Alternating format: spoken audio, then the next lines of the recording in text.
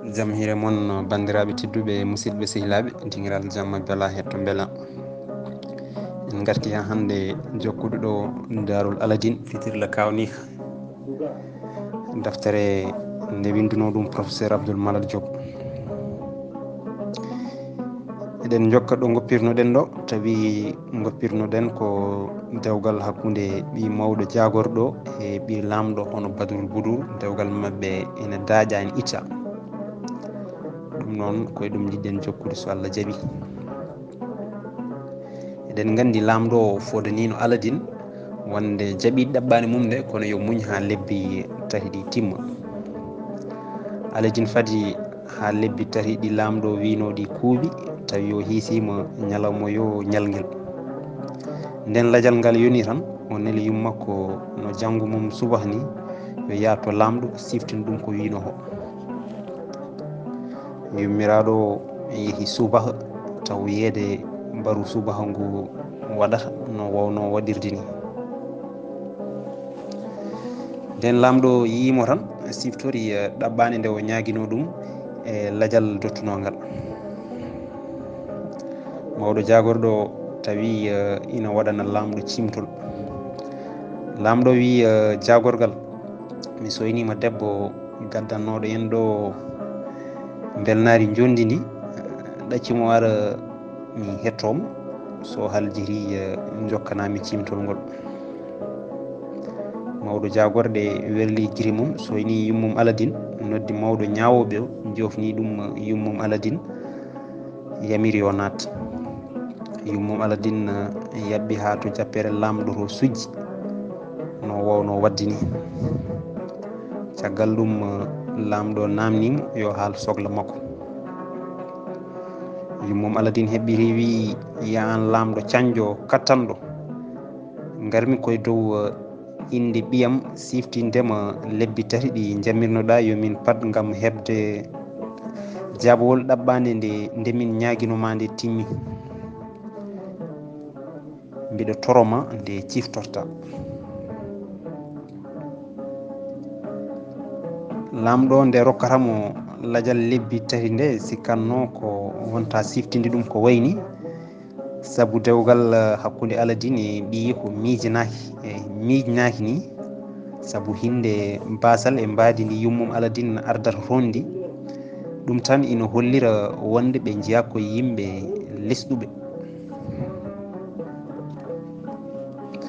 ɗum foof e wade noon ko arti siftinde lamɗo yo huur konngol mum ko noon anni ɗum o disni mawɗo jagorɗo haade o jabtade yummum aladine.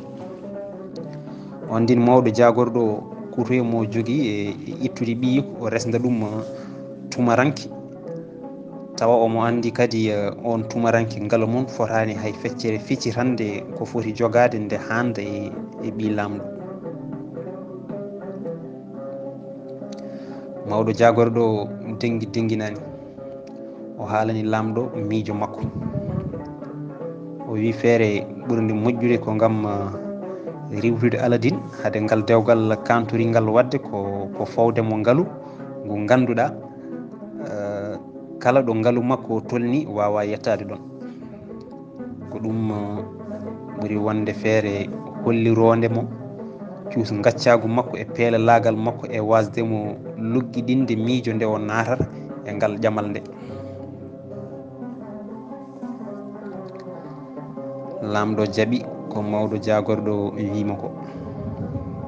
o hucciti yummum aladine o wi e heyma korɗo Allah tedduɗo lamɓe ina poti hormade konnguɗi mumen. ko ɗum waɗi ko kebliɗo komi kebliɗo e malnude ɓiyo e wadde dewgal hakkude makko e ɓiyam o kono tawde mi wawa humandemo taw mi anda holi nafoore nde o dañata hen ya wiyoy ɓiyo mami rokkumo o resa Badrul Boudour so neldi kam peehe capanɗe 4 kanŋe labɗo mo haynaka peehe ɗe ina loowa ha batti rufde hono ko neldunomi ko. ɗen peehe kanŋe yo taw rondi ɗumen ko capanɗe 4 jiyaɗo ɓalejo ina reggodiri kadi e jeeyaɓe capanɗe 4 raneɓe suhaaɓe ngarduɓe dardarɓe ñantiɓe ha jooɗi. ko ɗi goni sardiji ɗi mbawmi rokkurde ɓiyam. suudu mbiɗa faadi jabtowol makko. yummum Aladin sujji e yeeso jooɗorde lamɗo nde yelti. e lawol he omo jalda e hoore makko, omo miijo kaaɗi ɓiyi ko wondunoɗi ha miiji mum addani ɗum ƴamoyde ɓi lamɗo. omo miijo hol fof to Aladin dañata ɗe pehe no mbayni hewde e ɗe kaaji dime ɗelkoje. beele o ruttoto kadi nder leydi o ɓoggoya e leɗɗe he. ɓe jiyaɓe ɓe lamɗo wi kala holto dañata ɗumen. kanko woɗɗi heɓde ɗaɓɓande makko. mbiɗa sikki tan o weltorako e dardam nde. nde no hoori hoore makko nde ene wi tagga miijoji, o sikki Aladin fotani hankadi wondude hay jorto woto wawde hebde ɓi lamɗo. o wi ɓinguelam mbiɗa ñagoma nde goppata miijade resde Badrul Buduru. yummiraɗo fillini ɓiyum ko waddi e lamɗo ko ha joofi. nde o jofnata nde noon o wi lamɗo ina faadi jabol ma, kono mbiɗa sikki mo ɓooy fadde. Aladin heɓɓi riwi nene, wona noon foof ɓoyrata o funti hoore makko. cikkannomi ko maw lelnu sarɗiji ɗi mbaɗotako, kono joni mi weltima no fewi e kal seeɗayal kalo namdimi, saabu ko seeɗa eko mbawmi rokkude ɗum saabu gillam e Badrul Buduru. yummum Aladin yeehi ƴeewoyde koɓe ñaami. e nden leƴƴande Aladin addi fitirla ka waɗi no waɗanno ni. jinno yalti o haalani ɗum fof no lerruri. o yamiri jinno yo ya addanamo ɗum ko ɓuuri yajde e yaccade beele omo nawana ɗum lamɗo haade jonde nde ummade. jinno yeehi e ɗon e ɗon arti ina addi ko wino ɗum ko kala. ngol ɗo lawol noon kaaji dimi ɗe ɓuuri hay yodde. kaaje kanŋe laaɓɗe ɗe kaynaka, kaaje ɗelkoje, ɗe jalboje, ɗe kelɗuɗe. feere kala ina murna ɓurtugal kalis ngal e piindi kanŋe. galle mabɓe o ɓitti nde tawno ko galeyel pangel, yeeso ko dingiral togosal, caggal o waɗi guesel togosil leɗɗe. nden yummum Aladin arti jeere tan hawa keewal ɓe yimɓe e ɗe gueɗe. o wi omo itta kaala makko. Aladin wi nene, ala nene yimɓe ko heeñiɓe, jinmi ko jahon joni joni to lamɗo haade ummade e jonde makko, kolliton mo jeenaram e tegam ɗe mbanmi ɗe neni, beele omo anda komi pelliɗɗo e yiddam nde e isodirde makko. Aladin fadani ha yummum jabtoni. o wudditi damar galle kuccingal e lawol ngal tan ɓe puɗɗi yaltude. jiyaɗo ɓalejo ardo, jiyaɗo boɗejo ardo, jiyaɗo ɓalejo rewa hen, ina rondi feere kanŋe. noon o waɗi woni gor woccol jurgol ha foof timmi. nden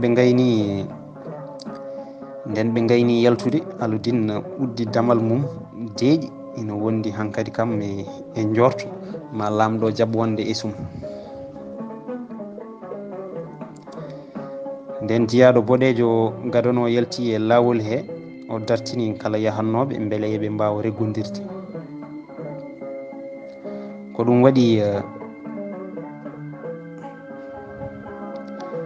waɗi haade cabanɗe jeetato jiyaɗo ɓe yaltude hakkude boɗejo e ɓalejo, tawi lawol ngol heewi yeeɓoɓe. yimɓe foof jalti ina jeeɓa nde hunde yonde nde meeɗaka yiyede. ñantugal gabɗi bafti kanŋe goobaɗi kalis e jalbugol majji gila to ɓalli ha to cuɗari waɗi yimɓe kawis mawɗo. wuro fof baɓɓiti yalti ina ndaara hakke Allah e yimɓe ɓe hewde goto fof ronku ɓasde ɗo wonno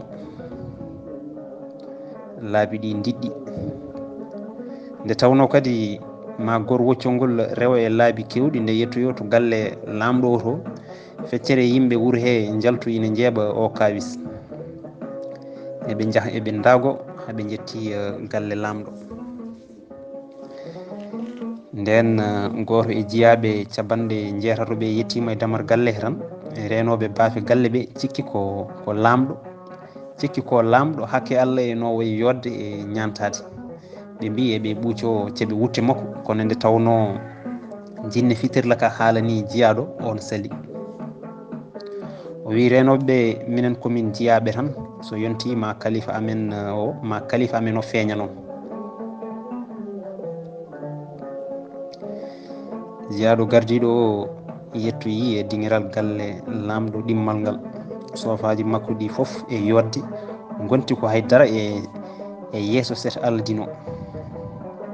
kala ko yonno e galle lamɗo ñande hen waari kono furini e yeeso ñantule e mbadiji e cuuɗaji jiyaɓe aladine ɓe. lamɗo tawi habrama garagal mabɓe ko ɗum waɗi rokki yamirore soɓe gari yoɓe natta. nden ɓe jettima ɓe mbaɗi doggi ɗiɗi juɓɓuɗi, ngol gorol heedi banggue ñaamo, ngol heedi banggue nano. ɓe naati kamɓe kala ɓe kuufi jappere lamɗo nde eɓe kucciti mum. ko nden jiyaɓe ɓaleɓe ɓe goto kala joƴƴini feere rondinode e dow berterteri koyɗe ndi. kamɓe kala ɓe cujji ɓe piitiɗe e bertanteri he. jiyaɓe woɗeɓe ɓene mbaɗi hono noon. koye on saaha jiyaɓe ɓaleɓe ɓe kunci pehɗe. kamɓe fof ɓe daari ɓe kaɓɓodiri juuɗe e becce wondude e yankinare mawde. yummum Aladine tawi yeehi to jappere lamɗo to o sujji o wi ya an lamɗo kattanɗo, ɓiyam Aladine humpaka wonde ndi jeenari timmani teddugal badrul budur handigal omo jorti tan mandi weele beltiniradi kadi ɓiye kolaɗa wonde o jaɓa hadde e sarɗi mo dokkuɗamo. lamɗo kam wattani hakkille ni e beelo nene mum Aladine ngo. guiri makko pawi e ɗe kaaje dimi e ɓe jiyaɓe laahiɓe lamɓe e ngardude. guiri makko koɗi dow sigo Allah e hawede e yoɗede ɗum ɗo. o woƴaka jabade yummum Aladine ni kono hucciti koye mawɗo jagorɗo. tawi on e hoore mum kadi ina ronki famde hoto ɗi ngaaluji ɗi gasata poti ummorade. o wi e dow yimɓe foof i jagorgal holko pamɗa e o no wayi wade foof o nelduɗo ndi jeenari towdi kawnidi. min e ma kala en ganda aɗa sikki o handani resde badrul budur. mawɗo jagorɗo o dañi sunare mawde e andude Aladine koko jogori wontude e sum lamɗo e reɓiyum dañani. kanko kala e hirde e sunade o suuɗani miijo makko omo andi kam ndi jeenari Aladine ɓurtini ni ko wawi wonde sababu hawo hande e ngal isiragal tongal. o jokki o wi mbiɗa woɗɗi miijade baɗanɗo on ndi jeenari handani e ɓiye badrul budur. sinno wona mbiɗa andi ala e dunde baba adama nde ko wawi yerodirede e ɓiyo hawo fota e mum, mbiɗa wawi wiide Aladine ina handi e ko ɓuuri ɗum ni. o hooɓe jonde nde kala cettori ɗum kelle mumen. kamɓe kala ɓe kolliti eɓe gondi e miijo mawɗo jagorɗo. lamɗo felliti rokkude ɓiyum Aladine. o somani loskude ni hawo anda so Aladine ene jogui ndimagu e neddagal kandingal ɗum e badrul budur. guila nde o yi ngongalu no wayi hewde ni e dumunna dabbo mo Aladin rendini dendagal sarɗiji ɗi o wino ɗum ɗi tan o jebbili o andi omo wawi humnude malu e kisal ɗi ɓiɗɗo yiɗi foof. lamɗo wi yummum Aladin e hima debbajo tedduɗo ya wiyoy ɓiye o mbiɗa faadi ɗum, mbiɗa fewniri jaɓɓademo, mi wertanimo yeeso e leeso, mi ɓuucomo kadi mi rokkamo e dow mber werto jungo ɓiyam Badrul Budur. non ɓuuri yawrude kala noon ko noon ɓuratmi weltirade. nden yummum Aladin rumtimo ina sumba ina sadio, sibu no wayi lesɗude ni foof dañi isodirde e ɓi lamɗo.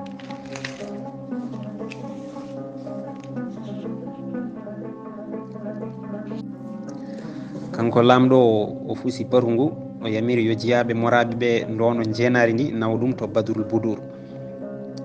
ɓe nayi pehe ɗe ɓe joƴƴinoyɗi toon.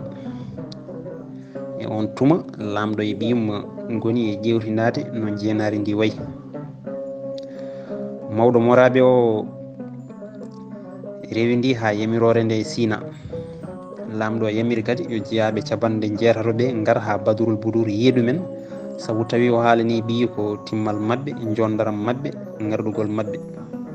ko ɗum waɗi omo heppa hollude Badrul Budur beele on ina anda wonni ko ngakkini eno haaldirno ɗum ni. ɓiɗɗo debbo yurni e cereeli fallantere woni e yebde ɓe. nden yummum Aladin naati galle mumen ina wondi e yeeso ranewo hollirowo o addi ko kabaru belɗo. o wi ɓinguelam hankkadi de aɗa wawi weltade, lamɗo e hohoɓe mum foof gonɗini aɗa handi e Badrul Budur ɓi lamɗo. omo fadma gam o ɓuucoma o humanma dewgal ma. joni noon ko an foti wadde fayida e hoorema, ƴeewa no pewnitiriɗa ha jikki mo jogui e ma o laato. kawisaji ɗi jiirumami ɗi noon ina deññi ɓerdam nde, sibu mbiɗa yenana haydara ngakkata. lamɗo inan fadma ɗum noon e heeño payato makko. Aladin welti e kabaru he no feewi, sibu dañi ko ittuno hakkille mum. ko ɗum waɗi o waddani hen haala. o naatu e suudu makko tan o ƴefti fitirla ka fitirla kumtankamo haajuji guila e fuɗɗode ha joni. o mimika tan ha jinni o kadi feeñnimo. o wi jinni o jinmi ko keblami mi lootoyo somi gasni yo taw a heblini kam comci ɗi hay lamɗo goto meeɗani ɓornade. o ittinani konngol makko tan ha jinni o nibbiɗini hoore mum seeɗa, nawimo e nokku lootateɗo joɗɗo. nokku ina mara kaaje jalboje ɗaɗɗe mbadolinɗe ɗelkoje. o ɓorta e suudu yanju lamdu. o itta ɗon o nanna e ɗo lorteɗo tawi wuli ko ngulehi kahidiki. ɗon o socca o loota e diƴƴe ɓurɗe ɗe jiida. o rewi e cuuɗe ngulehi ɗi kala, nden o haljiti o yalti o wonti innama ade goɗɗo. ɓandu ndu ene wi deleb, mo ranwi omo wi tal, goobu makko noddi makkari. ɓandu ndu softi hoyti. o rontini suudu no ummino ndu, kono o tawtani ɗon wutte mo ardunowo. jinni o tawi lomtini ɗon wutte mo Aladin yamirno ɗum yo addu o. jinno wallimo o ñanti ha yooɗi, comci gabɗi labaɗi ngarɗuɗi cuɓaɗi. hay kanko Aladin e hoore makko kawisi jondaram ɗi comci ina jaggi mo. o sikkano jinno ina wawi addude koltu mbangu ni yodde. jinno wi beele aɗa jogui yamirore wonde. o wi eyi, sibu joni o sohli ko addanamo puccu casatu ndimu jongu ngu hay goto ala hayto juggal pucci lamɗo ngu tawetake. Yo kaɓirɗe puccuɗe guila e hirki ha e labale taltali e jappeje mum yo gonno dowrowe tawa so guimama ɓuuri million. mbiɗa yammira kadi yo jeeyaɓe nogas waɗɗiɓe suuɗaɓe ha jooɗi tawa ha mbayno nawdoɓe e jeenari ndi ni ina ndiwiyam.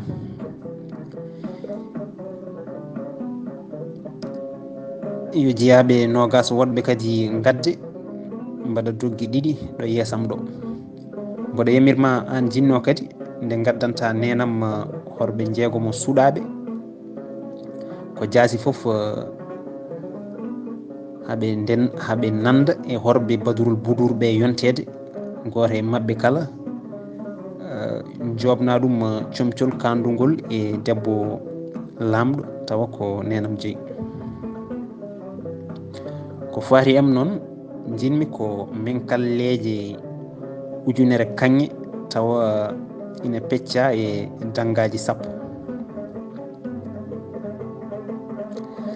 Aladine nden haljiti wi jinno ko ɗum joguimi ko mbiɗa yamirma ya ar joni joni. nden Aladine gayni tan jinno yeehi arti ina addori ko yamiruno ko. Aladine ƴetti dangaji nayyi kanŋe totti yummum jeegom keddiɗi ɗi o wi yo jeeyaɓe ɓe jogo ina beddo yimɓe darotoɓe laabi walla ina jeeɓa soɓe paayi yaade galle lamɗo.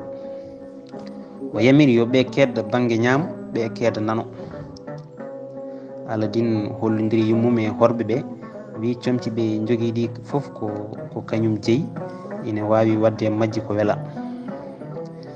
nden Aladine gayni fewnude gueɗe mum ha feewi o wi jinno joni nde aɗa wawi yaade somi dañi e ma haaju goɗɗo mami noddite. ɗon tan jinno majji. goƴa Aladine wonti hono no yirata lamɗo. o neeli goto e jeeyaɓeɓe yo jaa jokkodira e heɗɓe e lamɗo o ɓe beele omo anda nde o foti arde.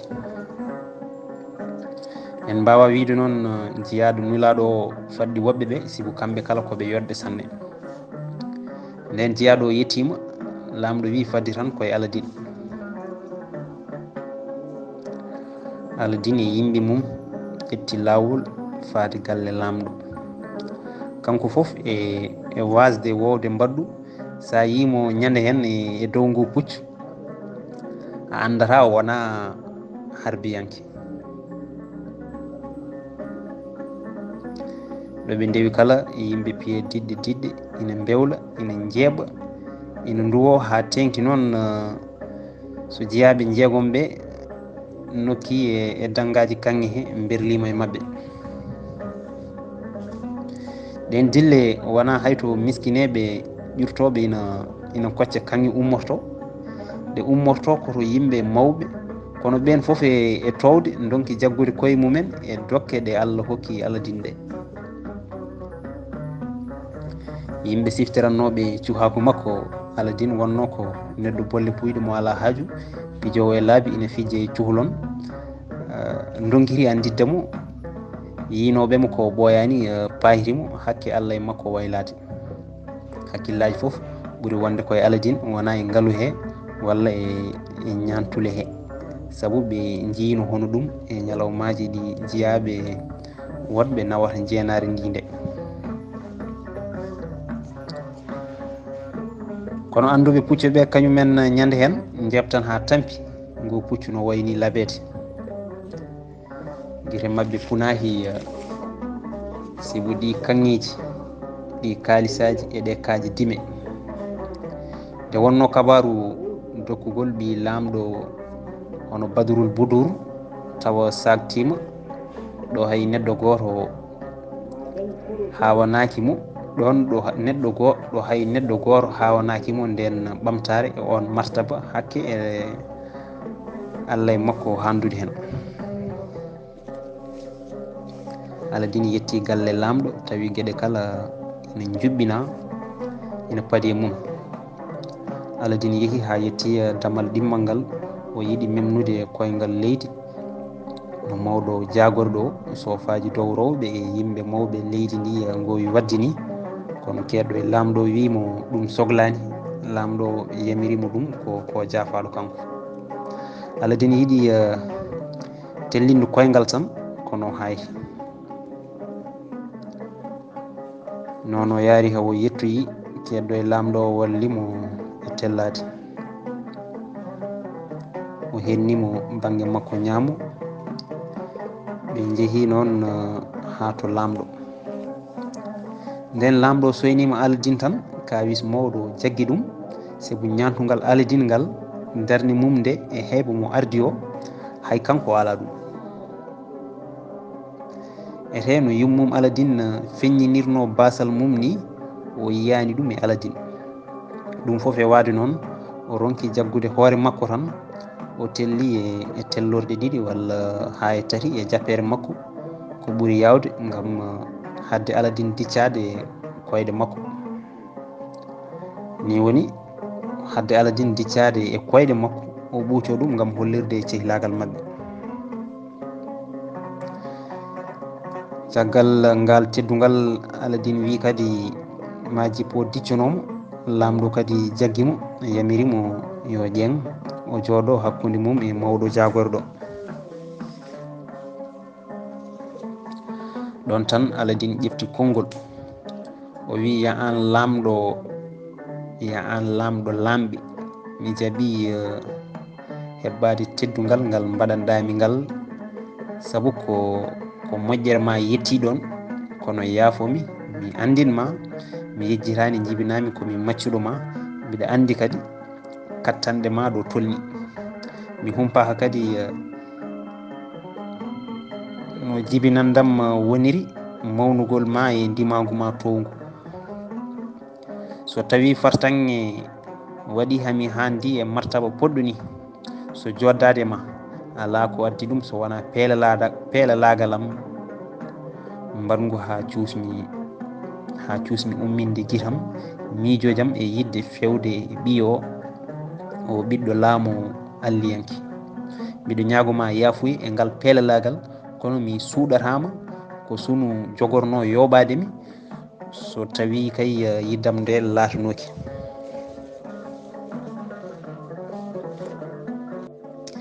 lamɗo heɓɓiti wi ɓinguelam o woni e ɓuucade Aladin.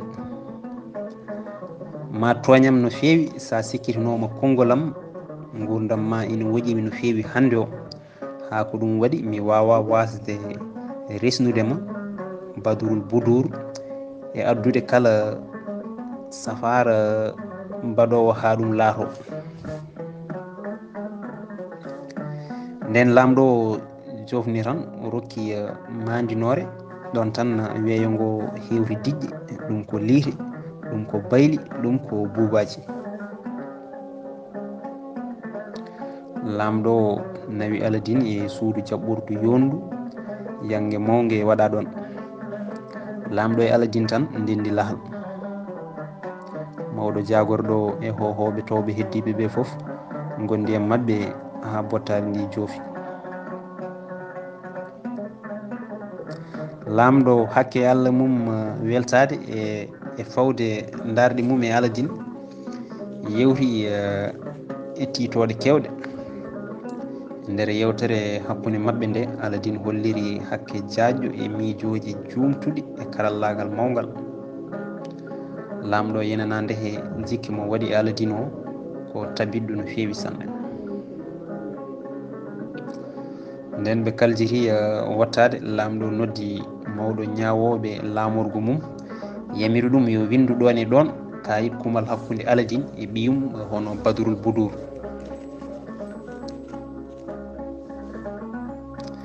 nde kayit o gasi windede, lamɗo namdi Aladin so ina yiiɗi wonde e galle mum he ha dambito ñalawma goto he. Aladin heɓɓiri wi ya an lamɗo kormaɗo, min foof e heppude e dagmitade e nemaji mbaɗanɗami ɗi, jinmi ko muñanami hami maha galle joɗɗo kandude e badurul budur e senare mum. mbiɗo ñagoma nde dokkatami nokku e boowal ma he beele mbiɗa waɗa hen battirdam. mami wat feere fof ha mango ngo yawa no feewi.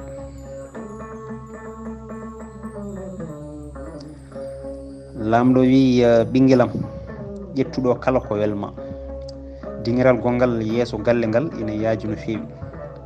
mi yiɗino hen maadi ni kono sabuam yidde gondigal ma e ɓiyam o hami welto mi woppi ɗum kala ɗin miijoji kala mi woppi ɗum mi woppidimo boowal ngal. caggal nde ka haala joofi lamɗo ɓuuci aladine ummi wonduri e needi ma mbiya o neehi koye galle he o wayniɓe o yeehi.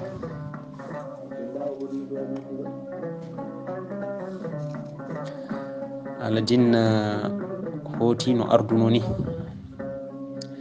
yimɓe ina jeeɓamo kala ɗo rewi hawo yettoyi.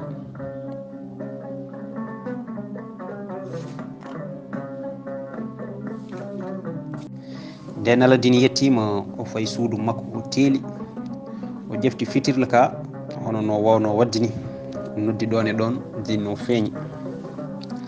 aladine wi jinno mboɗo yettuma no feewi sibu kala ko jamirnumami a waɗi. hande noon jimmi kadi ko ɓeyda. jinmi ko mahnami galle ɓurɗo yodde e galleji galle o huccita e galle lamɗo o tawa kala jiiɗomo ina handinamo e badurul buduru. jinmi noon ko ɗum yawa no feewi ko fati e kaɓirɗe mateteɗe noon mi ɗaldima ya suuɓo ko wayno ceenal ɓurgal jalbude e ɓuttidde gabbe ha kaaje dime ko wayno toƴƴe ɓalle e ɓelle ha kaaje bakaje jogotoɗe mbadiji koyemet ha e marmar ɓurɗo rimɗude e mbadu linde. woto welsinde noon to seɓɓeɗe huɓere to jinmi ko ya wadda suudu yewtirdu yanju joguidu mbadi suudu turdu ndu ɓale nayyi poɗɗe riɓ. yo taw jodorde gonoje hen ɗe foof ko kanŋe e kalis dimo yo jodorde ɗe lomtidir nde wona kanŋe nde wona kalis. jodorde ɗe mbaɗa laabi poɗɗi 12 banggue kala jeegom. hakkude looci kanŋe e kalis pottinteɗi ɗi foof yo poɗɗe riɓ core e kaaje dime ɗelkoje jalboje ɓurɗe yodde ha heddo palol gotol. ngol yo woppire noon so huɓere nde gasi yo taw funere mayre ala e aduna he foof. yo galle o wondu e dingiral yeeso dingiral nder sardinge hono guesa puuɗi.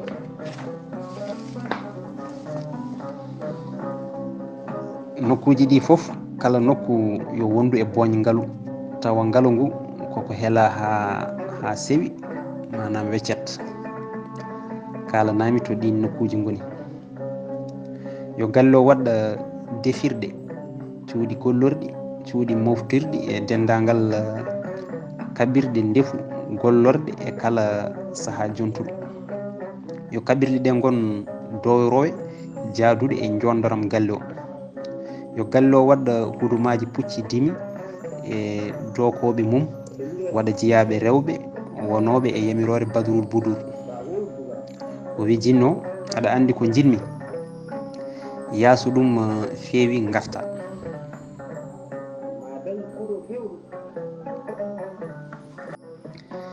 nangue ina muta aladine ina gayna rokkude jinnowo jamiroje. nangue ina fuɗa janggo e mum tawi aladine mo gilli o ɓi lamɗo kadi ɗanade e dejre ina fina ha jinno yetti. o wi aladine galle o gasi ar ƴeew so tawi omo welma.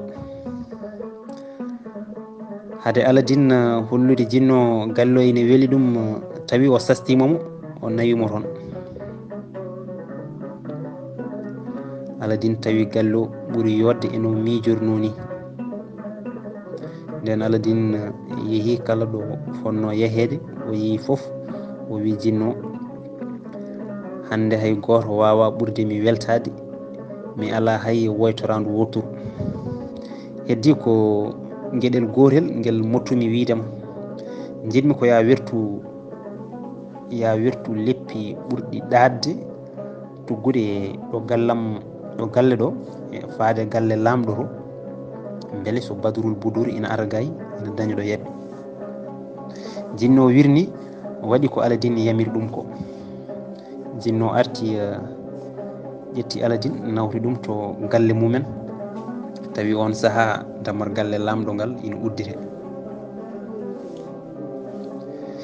renoɓe baafal galle lamɗo ngal gowno yiide boowal hakkude galle lamɗo e ɗo huɓere Aladine nde dari ɗo. ko ɗum waɗi kawis mawɗo jagguiɓe nde ɓe jii huɓere ina funŋiɗi ɗon ete leppi ɗaɗɗi boɗeji ina birti gila huɓere lamɗo ha to huɓere Aladine. on kabaru kawniɗo sari e galle lamɗo he foof. mawɗo jagorɗo o ne muga nde wonno uddirgol galle lamɗo ngol ko ɗon tawimo.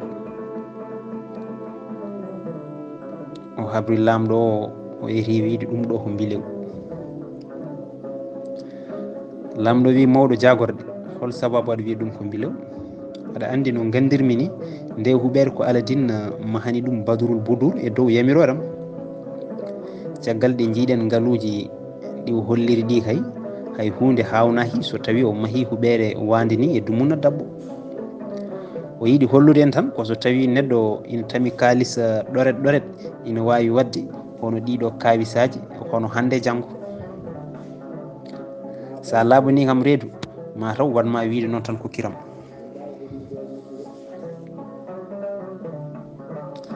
nden jinno nawri Aladine galle mumen. Aladine tawi nene mum ina ñantoro goto e wutteji ɗi o rokkuno ɗum ɗi. saaha mo lamɗo o gaynata baruji mum ɗi Aladine hebli neniraɗo e horɓeɓe jinno addi ɓe yo jatto lamɗo to gandina ɗum o yiiɗi ko rokkede teddugal hurtinoyde ɓi lamɗo somo ummo jamma to galle lamɗo fewde to galle Aladine.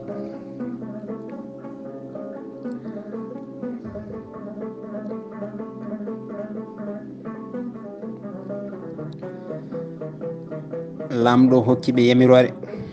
Aladine waddi puccu mum yalti galle bammum o galle mo wonta nattu. ɗum noon bandiraɓe tedduɓe musidɓe sehilaɓe ko ɗo katten ha ñande wonde so Allah jaaɓi. Allah jarama, mon jarama.